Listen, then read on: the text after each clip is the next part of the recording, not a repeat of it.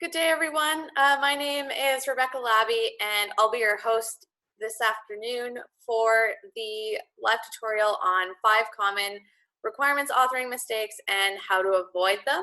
So before we get started with the topics today, there's just a couple housekeeping items. So there we go. I'm your chat host, obviously, me on the left there, and Olivia Kenny is your chat host on the Zoom chat. So if you have any questions during the live tutorial, please chat in to her and she will either answer them or we'll address some at the end as well. At the end, after the live tutorial is over, we'll be sending a recording to you and whoever else on your team signed up for the live tutorial. So look for that in your inbox, as well as there'll be a short 3-question survey. And once you complete that survey, you'll be able to get the slides from today, as well as some additional material that's available on our website, as well as our YouTube page that may be applicable to you. So with that being said, let's get started here. So today we'll talk about the 5 common requirements authoring mistakes, like the title suggested, how to avoid these mistakes, but then also how QB Scribe can help authors avoid these mistakes. So for those of you that haven't attended a live tutorial before, or is new to QRA, QB Scribe is our requirements authoring tool that also helps you avoid the requirements authoring mistakes presented in this slideshow, as well as other mistakes possible in your requirements engineering process. So what are these 5 common mistakes? So first we have misunderstanding who the true stakeholders are in the project. Second, not building the requirements in a collaborative way with these stakeholders and within your team. Third, not realizing writing requirements is an iterative process. Fourth, a lack of clarity. And finally, never freezing the requirements. So let's dive into this first common mistake. So misunderstanding who the true stakeholders are. In project management, as well as when you're starting a project, there can be a lot of noise as to who gets a say in the requirements, whose opinion is most important. Sometimes stakeholders are hidden in the process as well. So you might have a manager that is the voice of that team that is a stakeholder, but then you have a shop floor guy or a user that has high input into that manager, or as well as into the project. So these stakeholders can be everywhere, and there can be a lot of noise determining who is the most important or who should be involved in the project. So how do we avoid this mistake and identify who the true stakeholders are and what authority they have in the process? So how do we avoid this confusion? First is make an exhaustive list of these stakeholders. So like I said, there may be hidden stakeholders that you're not aware of, but maybe other team members are. So just ensure that you're making an exhaustive list. Don't leave anyone out. This list is just a place for you to start determining who the true stakeholders are and who are the most important to get their input. And once you've done this list, assign them on a rating matrix like you see on the slide here. So who's a key player? Who has the authority to make the final call? Who's a champion that their advice is very important to that key player? Who's a silent stakeholder to keep happy, but they don't have a lot of say in the project? And who's indifferent? Who you just have to monitor them to make sure that they're not very unhappy, but as well their authority in the project is very low. The third is this matrix in this list should be ever changing. So in these lists, people are going to move around. Expect that someone that maybe started off as a champion will maybe become a key player later in the project. or someone that is indifferent may become a champion. In this ever-changing environment that we work in, people are moving around all the time. They're either moving within teams in their organization, they're getting assigned to additional projects, or additional tasks are getting put on their plate, so they're delegating those tasks to others in their team. So people will move around on this matrix, and the list of stakeholders may extend as well as decrease. If someone leaves the company, obviously they're not really a stakeholder anymore, but who took that place? Has someone started on the engineering team recently that has a lot of experience from another department or another team or another organization that now has become a key stakeholder in this project? So make sure these lists in the matrix are staying up to date, so you're staying on top of making the best requirements you can for this project. And that leads us to the second mistake, not building the requirements in a collaborative way. You're going to deal with many teams in your career, and some are going to be more collaborative than others. As well, some will kind of just want to tell you briefly what they want, send you away, you make the requirements, you design the product, and you come back and all they want is that final product.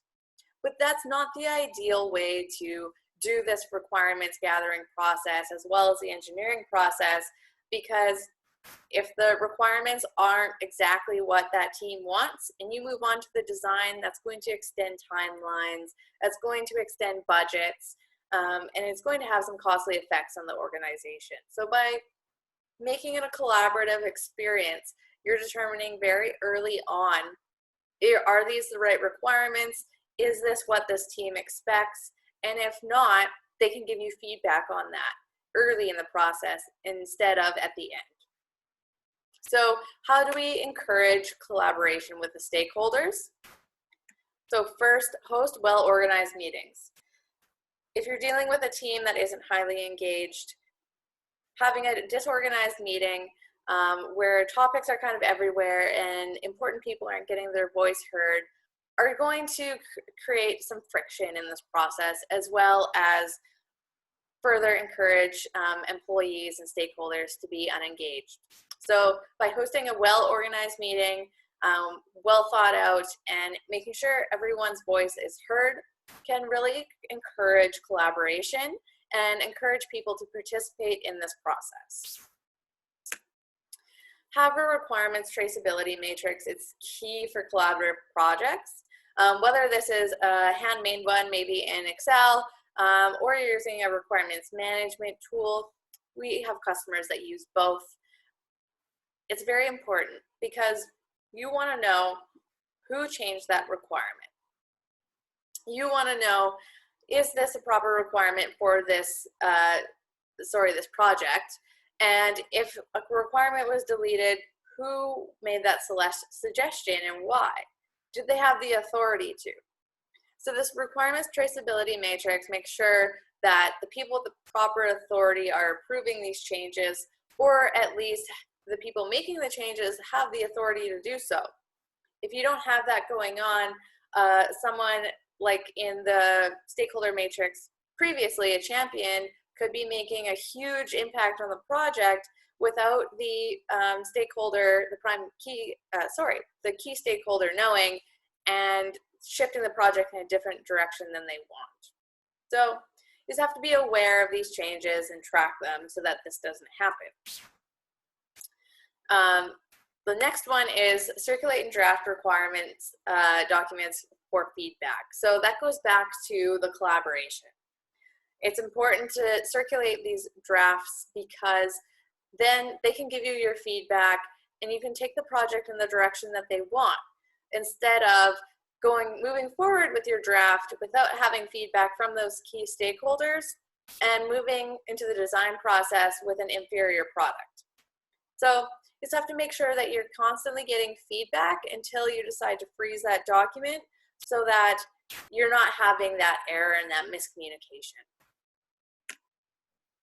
The other item is promote good communication. So you can do that by setting an example yourself, as well as at the very beginning of your project, ensure that this is the expectations of your team. Being very clear that you expect good communication between the two teams to ensure project success. As well, setting by example in your own team to show maybe that the people that you're working with, that this is how things work within your own team. So you'd like them to collaborate with that, and showing by example gives them something to work off. So the third mistake is not realizing requirements authoring is an iterative process. There's going to be many drafts of the same document. And this is to ensure that you're creating the best solution possible for the problem that this project or system or software is supposed to solve. If you're not making that an iterative process and you're going with the first idea you get, you may not be creating the most ideal product.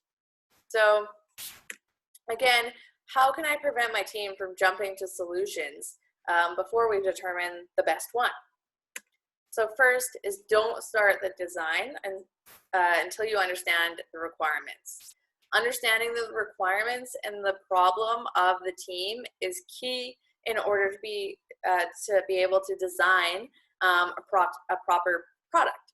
So by doing that, you ensure that you're not flip-flopping back and forth between the design process and the requirements process because you've made a design that isn't quite what the stakeholders expected. So you're moving back to the requirements, adjusting those, and moving back and going back to the design process.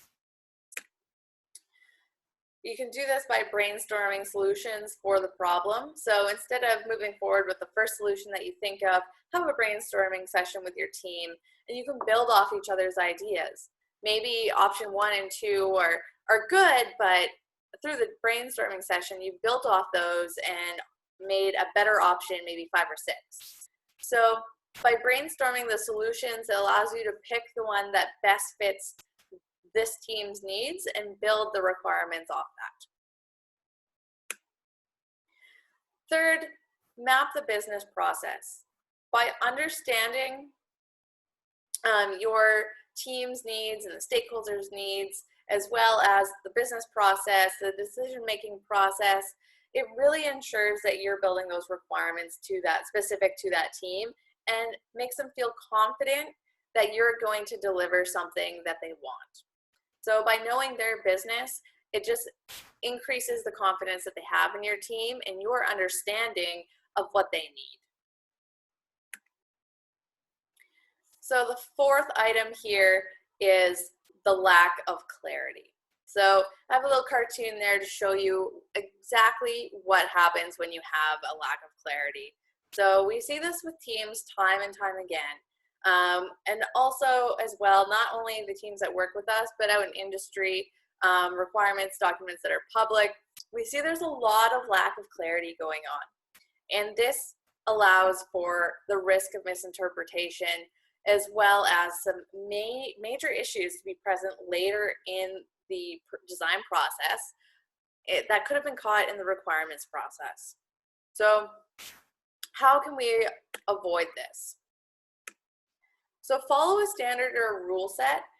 Some of the ones that our customers follow are things like INCOSE or the BABOK standards, as well as an internal rule set. So many organizations they started off with maybe INCOSE or BABOK or another industry standard, and they've adjusted it to better suit their needs. So they've created their internal rule set from one of these basic ones that they could build off.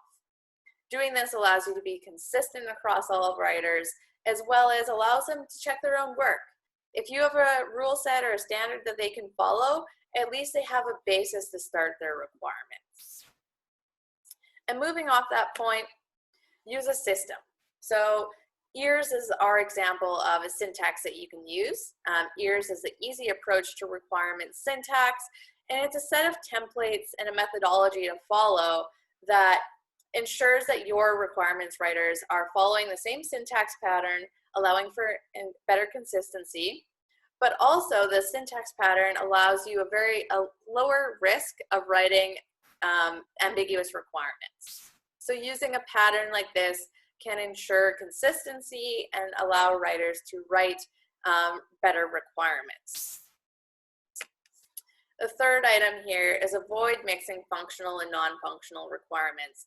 So mixing these within the document it kind of makes it a bit confusing to read. What section am I in? Where does this belong? So by not mixing these, it ensures that your requirements are in a readable fashion that is easily understandable.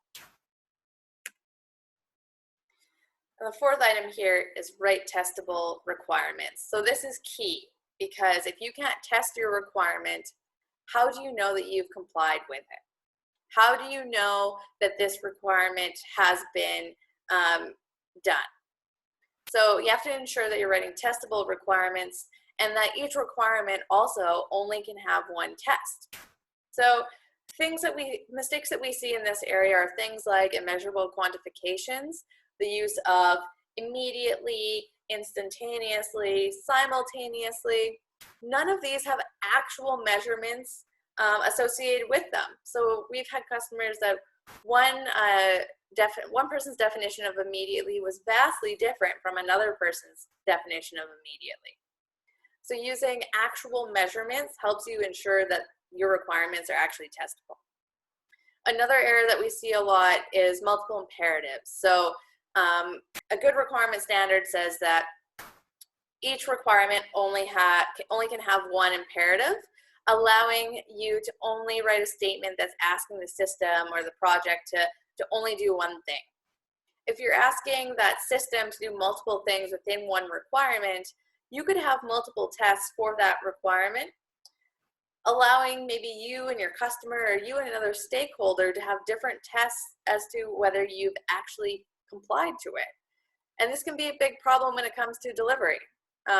So if you're being clear, if you're writing testable requirements, there should only be one test for that requirement. Another item is to include a glossary. So many terms can be interchanged within industries, as well as within teams. A term might mean something very different to me than it does to you. So if you include a glossary, it greatly reduces that risk that different terms are going to mean different things, as well as they're only being used in one context. So there's a standard definition of that term, and if you're using it outside of that, you must find a different word or a different term to use. And including a glossary also allows you to be consistent. So like I mentioned with ears and cozy, the rule sets, the glossary, being consistent is key so that you make a easily readable document that has very little risk of misinterpretation. If you're not being consistent, you're going to have a high risk of misinterpretation. You're going to have requirements written in a bunch of different ways, which makes it very hard to read, and maybe interchangeable terms if you're not using a document. So being consistent is key to that low risk requirement. And finally, use a requirements quality automation tool like Scribe. So like I mentioned earlier, Scribe is our requirements quality analysis tool, and it just allows you to enforce things like in cozy and ears. So to further on that point, how can Scribe help with my lack of clarity? So enforces the use of standards across all users, can enforce the use of ears if you wish. We do have that built into the tool, but if your organization follows a different pattern, that feature may be turned off as well.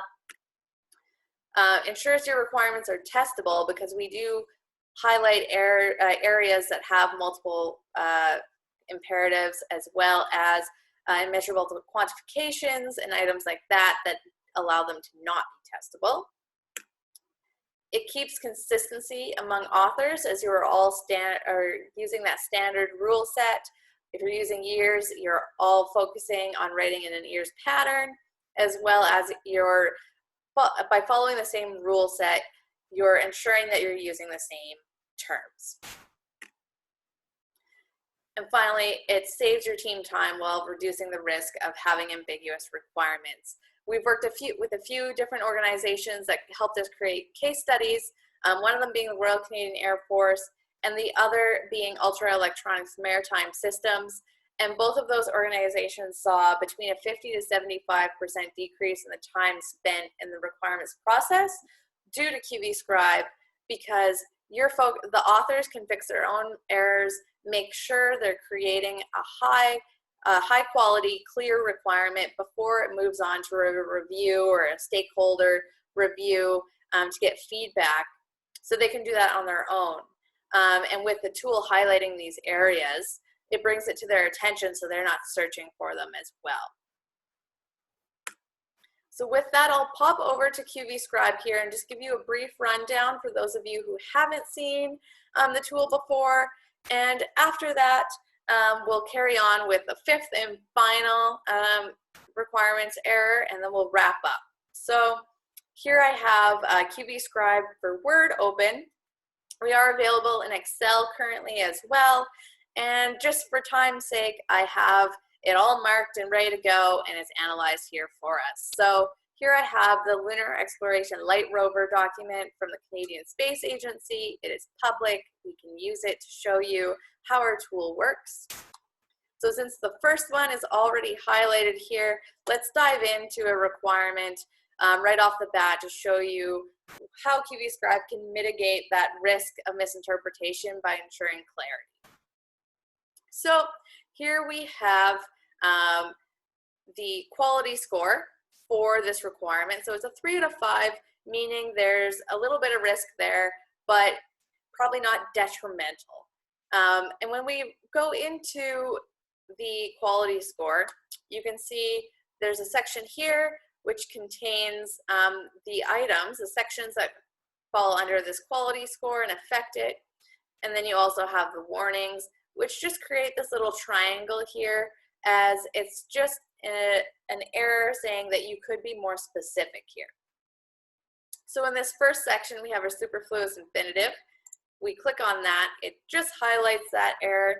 And when you hover over it, in case some of you don't know what a superfluous infinitive is, it tells you with that hover feature. So remove superfluous verbs that cause verification issues. So this goes back to that being testable. Is this requirement testable? Be designed to, well, what does that mean? Does that mean that I designed it to do this function, but you have to purchase this other software to go with it for it to actually perform this action? Or is it you just want it to perform this action? So it's highlighting this risk of misinterpretation and bringing it to your attention. Most of the time with phrases like these, they can just be removed. So in this case, if I remove this, the requirement would read, the Lunar Exploration Light Rover shall be upgradable to transport one EVA-suited crew member instead of be designed to. Remove that wordiness, decrease the amount of misinterpretation, and then you would increase the quality score. You can edit right within the tool, but for today, for time's sake, I'm just going to move on to the next requirement here. So if I go down to a 1 out of 5 requirement, I click on the requirement and it brings you to that requirement, highlights it, color codes it, and gives you those sections again.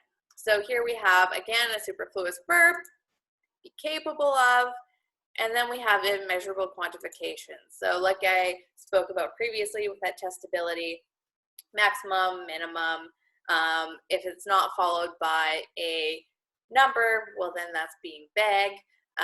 Instantaneously, all items like this would fall under this category, alerting you to the use of this as well as the untestability of this requirement. The last section of this quality analysis feature that I'd like to go over is the ears part. So here you see whether your requirement has complied to an ears format. In this case, it does. It complies to the ubiquitous format, and it tells you where you filled in the blanks. So if you don't, so once you've written your requirements, you can view whether you have complied with a template or not. But if you're starting from scratch, you may also place a template. So by clicking this Place Template button, you get all of your ears templates written for you here. If you clicked on any of them, it would pop in the section that you see in blue into the document, allowing you to fill in those blanks yourself and just giving your writers a starting point of how to go through and write a good structured requirement. So to give you an idea, a better idea, without going too far into the tool of how many sections we have and how in-depth our analysis can go, here's all the issues that we can find. So everything highlighted in black was found in this document. And you can see by the amount of categories that we have that we're not just telling you this is vague and you need to go fix it. We're telling you this is vague because you have multiple imperatives. This is vague because you have a cross-referencing pronoun. Gives you an idea of why this is a problem and how you can fix it, as well as how you can remove this from your verbiage in further requirements down the line. So the second section of QV Scribe is consistency. So this allows you to be consistent throughout your document, which affects your clarity, of course. So we have units here. So by selecting all of the units, bringing them together, and if you move into any of them, all of the requirements that contain that unit are listed below. You can also filter the requirements, so by the system of unit. This allows you to ensure that there's no outliers. So things like the Mars Climate Orbiter crash, where there was metric and imperial talking to each other. They both thought that they were receiving the same as they were sending, which caused it to crash. This would find those outliers for you, allowing you to fix them before it got to the design phase. So here, I have planted an inch in the document just to show the filtering.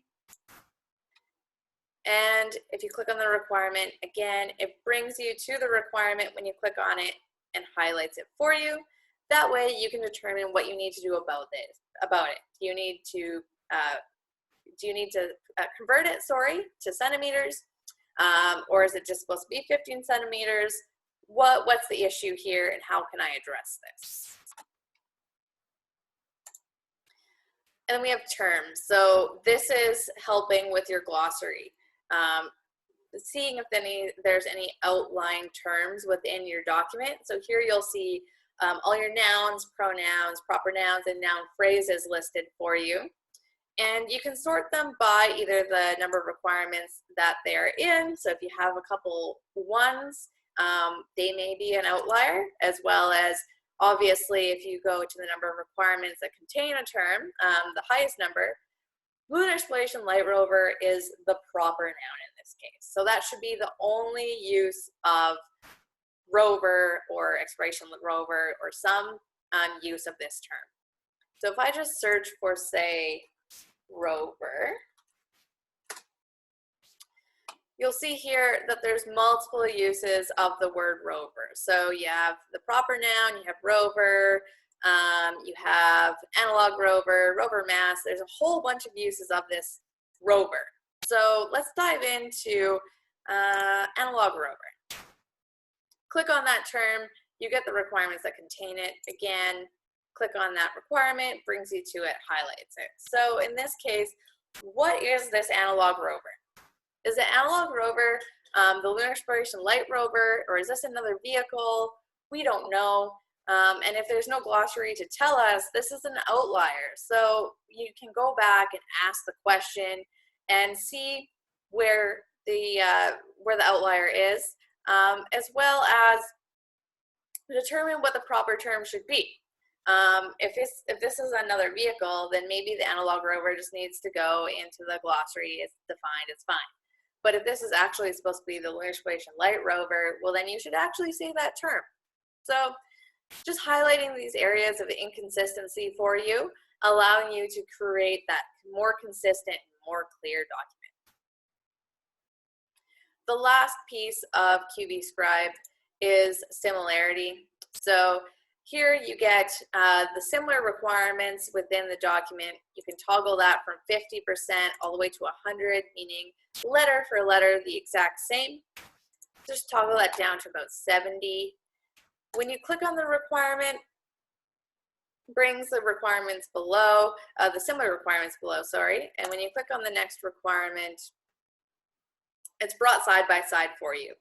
So here you can determine whether they're contradictory, whether they're maybe redundant, and what you need to do about this. We recognize that some requirements are going to be similar, and that's okay. A plane has two wings.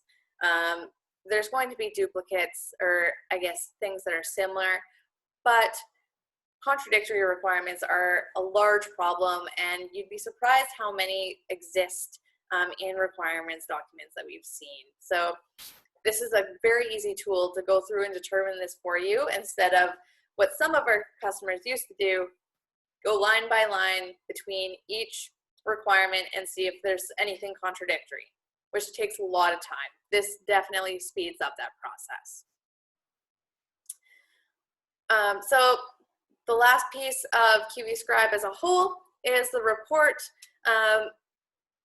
In your email, we'll send you an example report just so that you can see this and take a look through an example report that we have to offer and look at the analysis that we provide. But for the sake of time today, I won't go through it in this live tutorial, but you can expect that in your inbox as well. So let's go back to the PowerPoint and finish up with the last and final requirement error. So I alluded to this earlier, never freezing the requirements document. So if you never freeze your requirements document, you're going to get into scope creep, or you're going to flip-flop back and forth from the design process to requirements writing a lot. So at one point in your document, in your requirements authoring process, you need to lock it down. Unless there's a major problem that you need to go back and fix, there can be exceptions made, but small errors, or sorry, not errors, small edits need to be locked down at some point to avoid scope creep.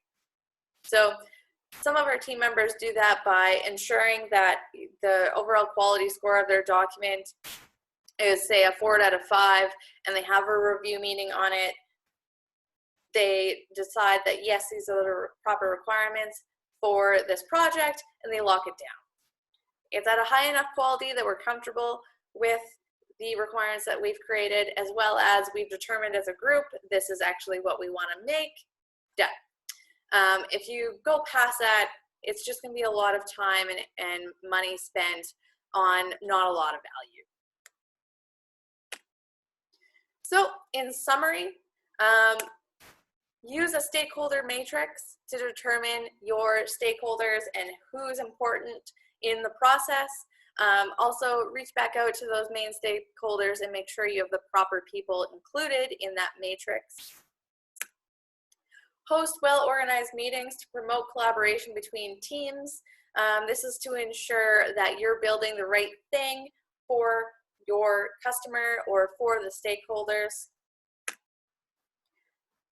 Fully understand your requirements before starting the design work.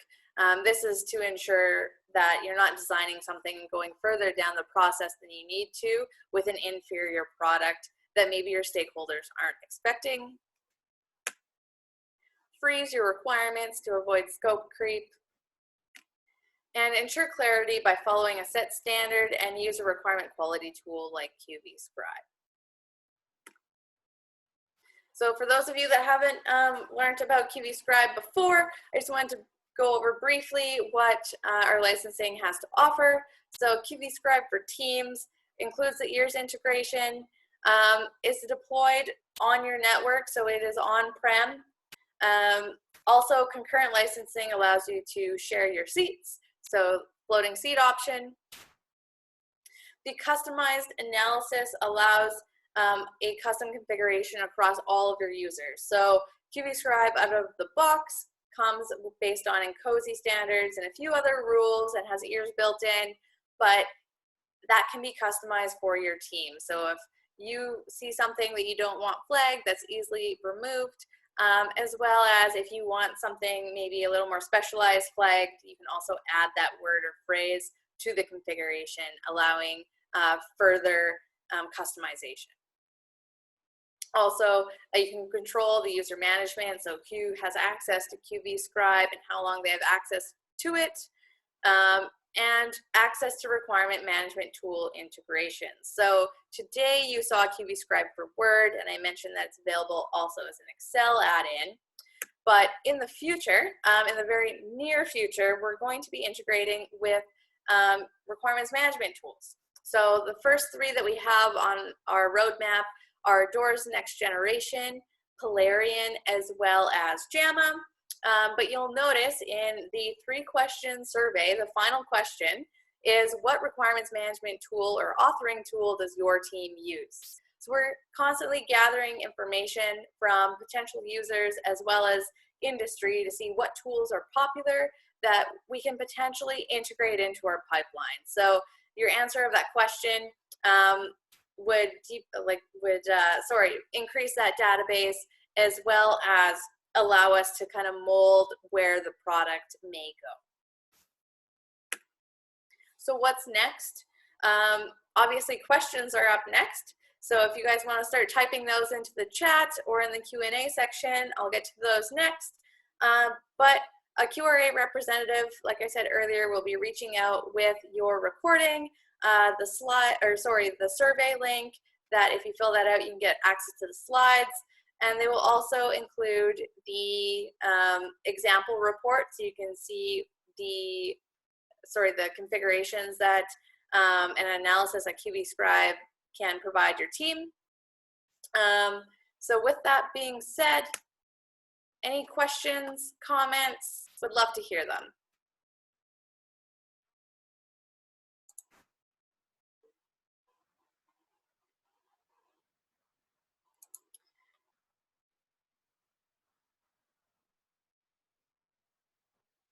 So I have one question here. We use Jazz. Is that the same as Doors Next Generation? So to my knowledge, no, that's not the same as Doors Next Generation. But Stan, if you'd like to reach out to me after the webinar, or I can email you, we can have a further conversation on what tools that you're using and go over how QB Scribe can potentially fit into that or existing tool set.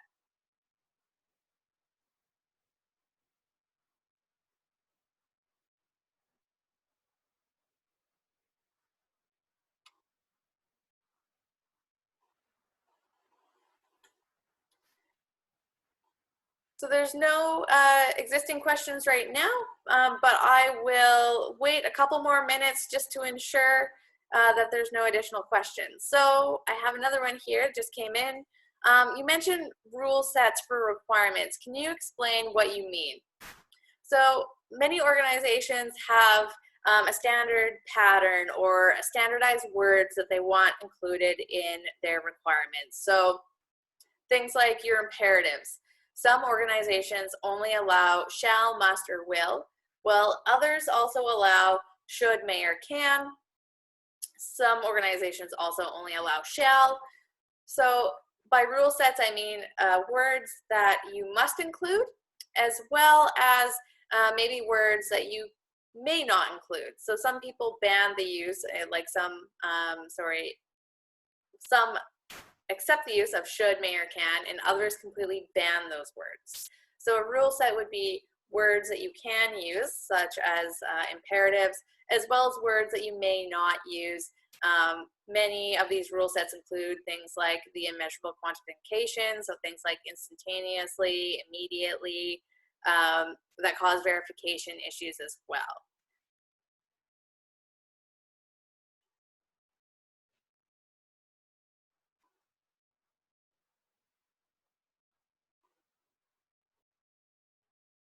So we'll wait a couple more minutes, and if there's no additional questions, we'll wrap up, and you can look for that recording in your inbox shortly. But I'll stay online for 2 more minutes if there's any additional questions.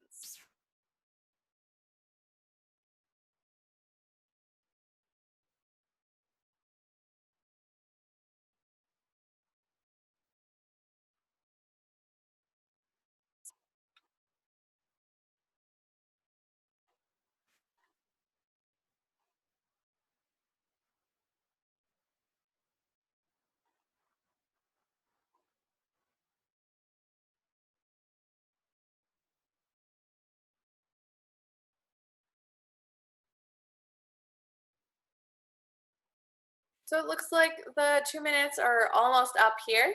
So I'd like to thank you all for your time today. Appreciate the questions and any feedback you may have. Again, look for the recording, the survey, as well as that example report in your inbox. And the QRA representative would be happy to answer any questions you may have, as well as my details are at the bottom of the screen here. So feel free to reach out to me personally as well.